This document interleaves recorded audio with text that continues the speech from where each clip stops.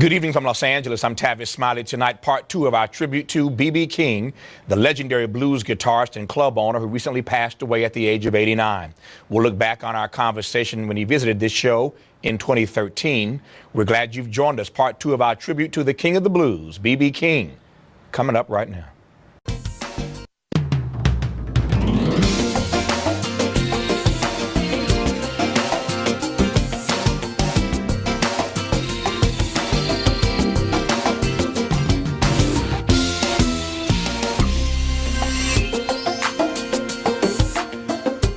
We're back with night 2 of our conversation with the King of the Blues, B.B. King. He has never called himself that, but I love calling him that because that's exactly what he is. Can I just tell you that I was watching one of my favorite TV shows the other night in rerun. I think I know every episode, Sanford and Son. Now, I know you've done a lot of guest appearances, but do you remember Riley King? He was on Sanford and Son. Right, yeah. But he was a good friend, you Red know. Fox? Yeah, good friend. And he could say anything. He usually would come around some places I'd be playing. Yeah. And he'd be Red Fox when he gets there. Oh, yeah. Was it you that told me that he actually played banjo himself? Yeah, he did play banjo. I never knew that. Mm-hmm. Was he pretty good? I thought he was, because I can't play at all. Yeah. That was smooth how you did that. Yeah, I can't play it all, so he's pretty good to me. Okay. Which leads us to a conversation. I just love that episode. But it leads us to a conversation about what you do play and Lucille. So I suspect that every B.B. King fan in the world has heard this story at least more than once. But for those, after all these years, who have never heard the story of how Lucille got to be named Lucille. Well, everybody that looks at me now, because usually when I'm talking about my guitar, it's always Lucille. So, and they look at me like that. And then I tell them that how I gave the name Lucille to my guitar. We were playing out near a place called Twist, Arkansas. Twist, Arkansas. Okay. And they had a place for you to dance, like over here. And you eat over here. And that's where I stayed at most times when I wasn't on stage. They had a small stage, you know, so smaller than this. And I would go in and I would start to play and eat. Eat and play. Sounds good to me. And two guys started fighting. They do quite a bit of that in Mississippi, Louisiana, and Arkansas, near the small joints where the gamble then. And when these guys started playing in winter, they had a big pail sitting in the middle of the floor. And the one knocked the other one over on this container. And when he did, well, it spilled on the floor. And when it spilled on the floor, everybody started running out, including me, and I forgot my guitar. I'd never done it before, and never have did it since then. But I went back in and got my guitar. And I almost lost my life trying to save it. And that's when I named my guitar Lucille, because these two guys, I learned, was fighting about a lady that worked in the place where they cooked the food. And I named my guitar Lucille to remind me never to do that again. Yeah. So that's how it came about. You almost lost your life going back in to get your my guitar. Yeah. And you named it Lucille, and that's stuck all these years. That's all these years. Yeah. How do you assess, how does B.B. King assess his playing now versus back in the day? Are you still getting better? Are you still learning stuff? I'm still learning, yeah, but I think I'm pretty good now. Yeah. Pretty good. I like how you said that. I think I'm pretty good. But you're still learning stuff even at this age? I do learn, yeah. Yeah. And what's this age stuff now? I'm just asking. I'm just saying. I'm just saying. You've been doing this 60 years. I have some young girls in here. You've been doing this 60 years. I'm just trying to figure out what you're still learning. You taught everybody everything you know. What are you still learning? I didn't do it intentionally. Yeah. They just got me. I didn't do it intentionally. I saw you a few years ago. You may recall. You were playing in Berlin. Berlin. And I never forget this as long as I live. I landed in Berlin. I'm checking into my hotel. I see a newspaper on the counter with a picture of you, and I couldn't read it, of course. I don't read German, but I could tell that you were in town.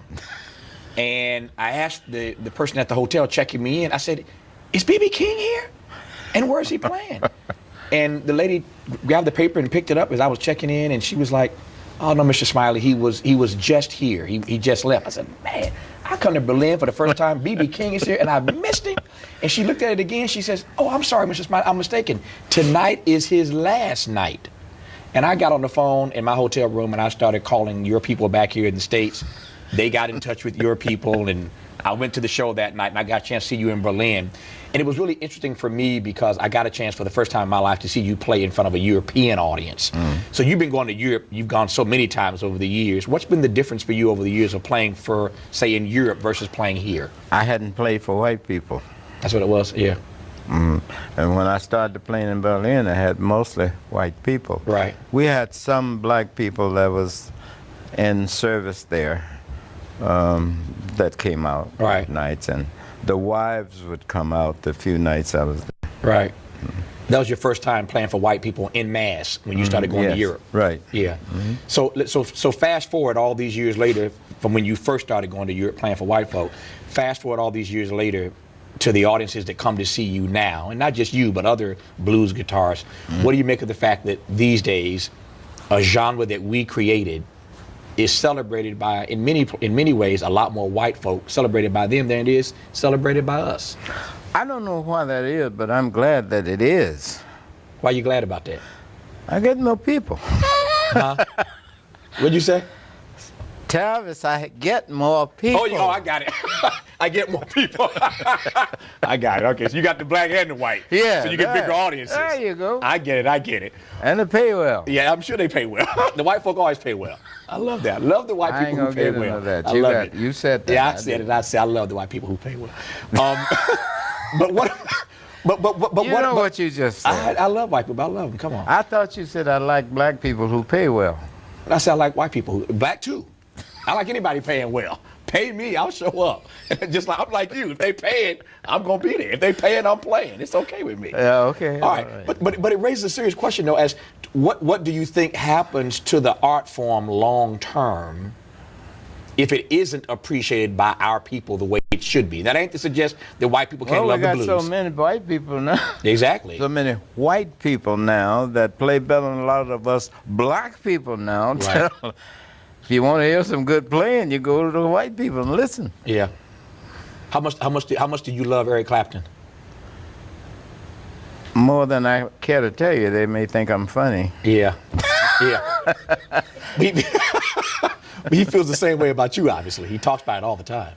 I don't know, when I first met Eric, I guess he must have been about 17, 18, Yeah. something like that.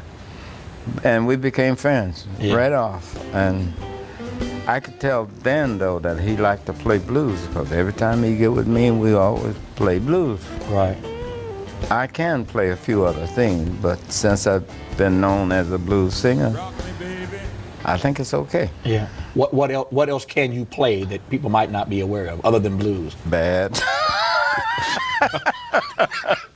Rare form again tonight. I'm just trying to navigate my way through this. Okay. All right. I wasn't trying to cut you. or No, nothing I'm like good. that. No, please. I love it. Can you? We talked last night about the fact that when you were a kid, you played a little bit of gospel when you first got started. Yeah. I thought it was pretty good. I'm sure you were. That was a group called the Golden Gate Quartet, The- the Pilgrim Travelers, and the Soul Stirrers, the one that Sam Cooke. Yeah, I love the Soul So Stirrers. I liked all the groups that I mentioned just now, Right. but I also tried to play. I made a gospel record, Right. playing the guitar and a group behind me. Right. So I thought it was pretty good. Yeah.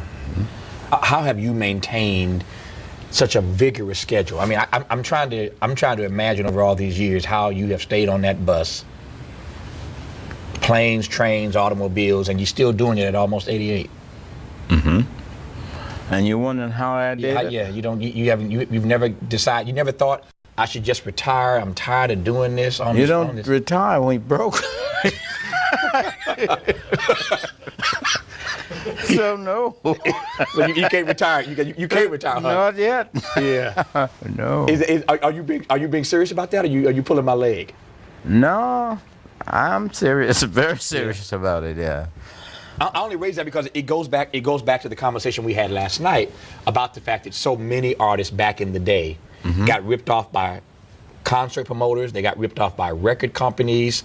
And so, I mean, there's no reason at 88 you should have to play if you don't want to play. But that means that over the years you have not made the kind of money that you deserve to have made. Maybe I made it and didn't get it. How about that? That's fair enough. I take that point. I take that. I take that. Yeah, but no, I really do like to play. Yeah. I love to play. That's one thing I did when they used to say practice every day. I did it with no bad thoughts about it because I love to play. Yeah. You don't practice anymore though, do you? Yeah, I practice now, but I don't.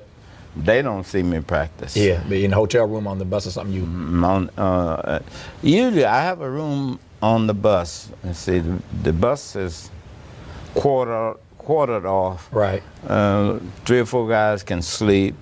I can't sleep in the bunks well because every time it leans like this, I've been in many automobile accidents, so I'm sort of afraid. And out this way, it's a lot of curves. And I hate to admit it, but I'm scared.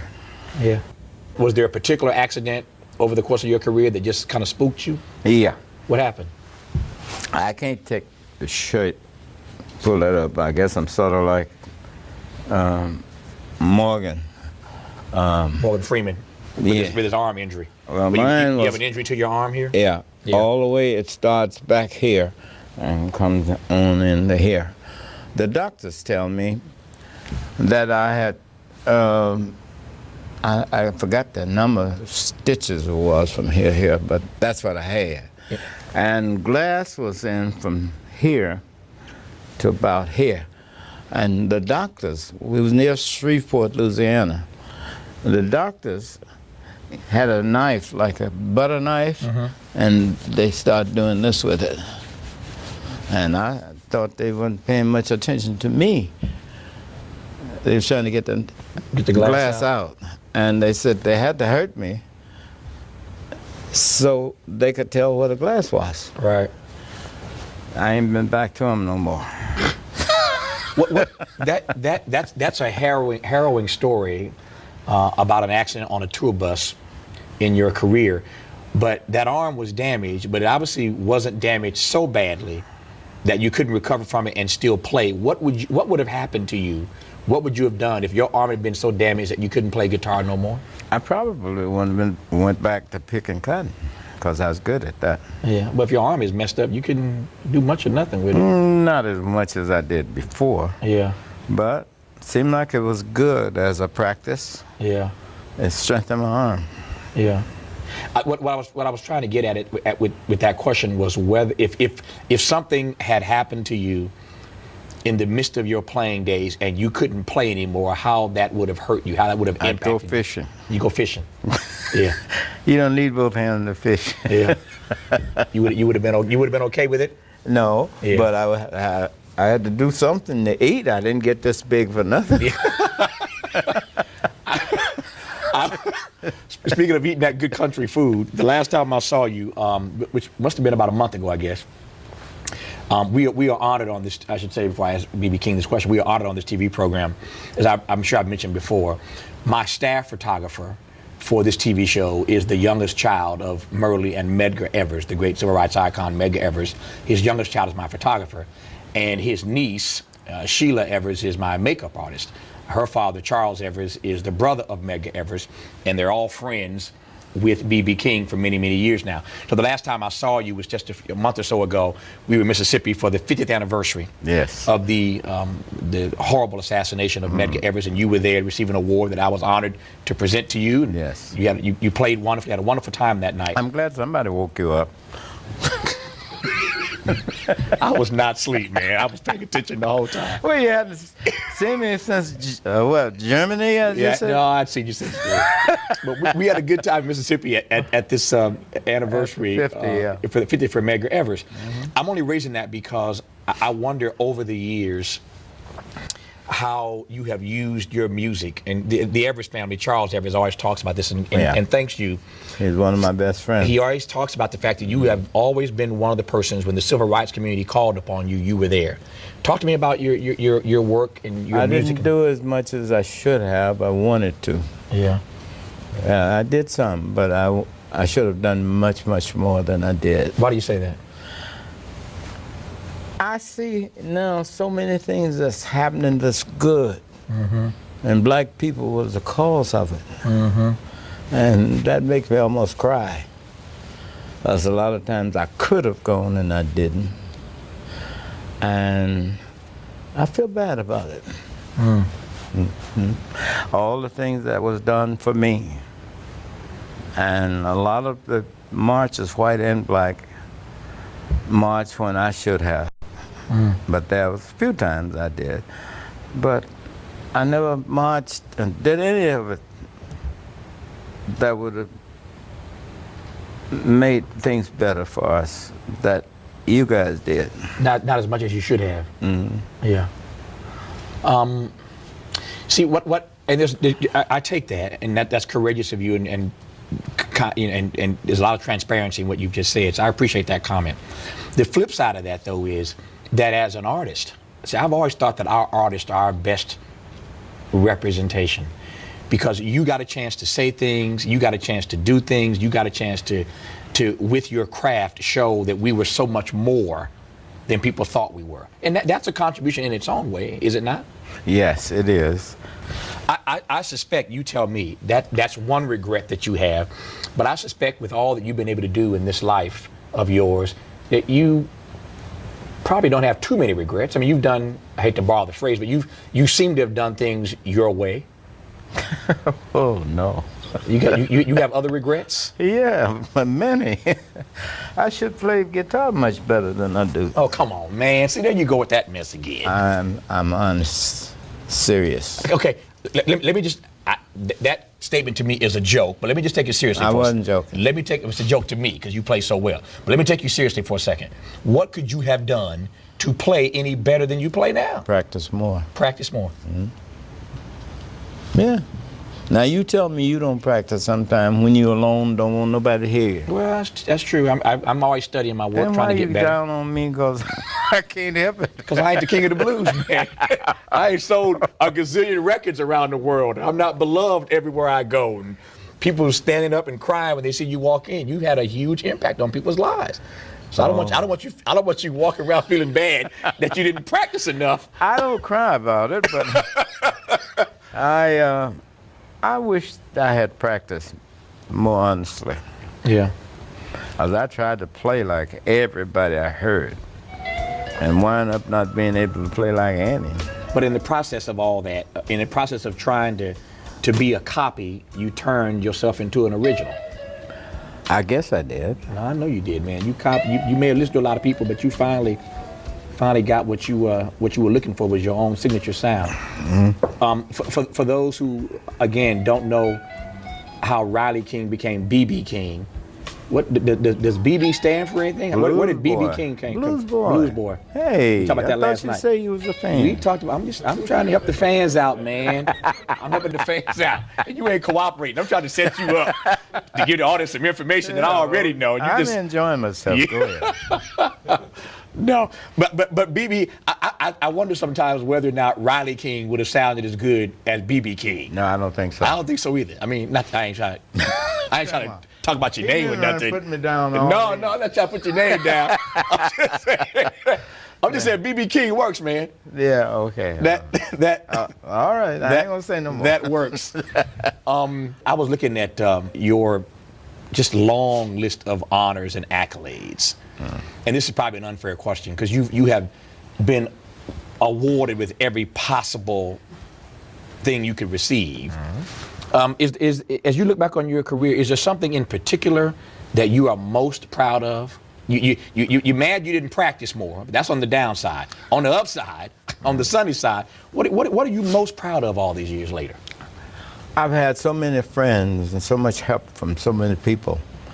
That's been the one thing that I'm proud of. Sometimes I think they're joking when they mention the things that I've done and they're praising me for it. Yeah. And I started thinking about I didn't go to college, I didn't finish high school, many other things, but I had honorary degrees from... Everywhere. Everywhere. I saw the list. All right, okay. Yeah. But it started off with Yale. Yeah. And went down from there. Yale's pretty high up there. I had one from Brown and a few others. I think it's a few more. Yeah, you got to. I know it's more than a few.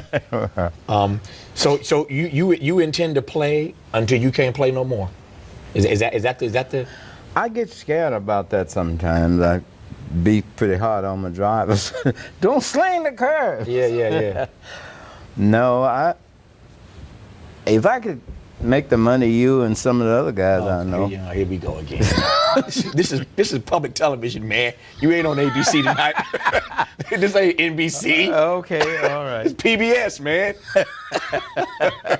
Okay. Well, but with or without money, are you committed to playing? Are you gonna die with Lucille in your hand? Is that the plan? I hope I don't, but I wouldn't mind if I did. Yeah. I wouldn't mind if I did. It'd be a fitting way to go if you had to go that way. I think so. Yeah. I think so. Yeah. But I hope that doesn't come anytime soon. I take pretty good care of myself, and like you said, but your birthday is 2 or 3 days before mine. Mine is on the 16th of this month. Yeah. And I feel pretty good when I go in places. One thing I notice people do for me now, and I'm really proud of, anytime I'm at a studio or playing a juke joint or wherever I'm playing, when my name is mentioned, people will stand. That makes me feel good. I've seen that more times than I can count. Mm-hmm. And that's why I said earlier that it makes you feel very good. you are the king of the blues, whether you want to acknowledge that or not. Yeah. If you do it, it's okay. Yeah. I'll do it again. The king of the blues has been here for two nights, and I have loved every minute of it. I feel special. I've been honored. I don't know what it is that I've done in my life as a Mississippi boy that allowed me to come into the circle of one B.B. King, but I'm so honored that I got a chance to meet him and got a chance to consider myself a friend of B.B. King. I consider you myself. And I'm just glad that we finally got a chance to do this for a couple of nights. So you know you got an open invitation to come back anytime you swing this way. Anytime. You can co-host the show. Who at your house that cooks? I can work that out. I can work that. Mama? Mama, B.B. King wants to come by for dinner tonight. Can you go on the plane and get to my house like really, really quick? My mama's from Mississippi now, so you know she can cook. I didn't know you was from Mississippi. My mama's from there, so you know she can cook. Yes. We can take care of that too. And my mother was very good with that. Yeah. I love you, man. And didn't teach me to do nothing but boil eggs. And eat. Oh, I was doing that early. I love you and I'm glad you came. Thank you. Good to see you. Thank you for having me. No, it's my delight. That's You know, our show. you're a pretty handsome guy, too. Well, thank you. I appreciate that. I want to be like you when I grow up, though. When I grow up, this has probably never happened for me, but when I grow up, I want to walk in the room and have people stand up, too. Oh, come on. I mean, I don't mean stand up and walk out. I mean just stand I've up. had that happen, too. B.B. King, one of the greatest blues men the world has ever known, dead at the age of 89. That's our show for tonight. Thanks for watching, and as always, keep the faith.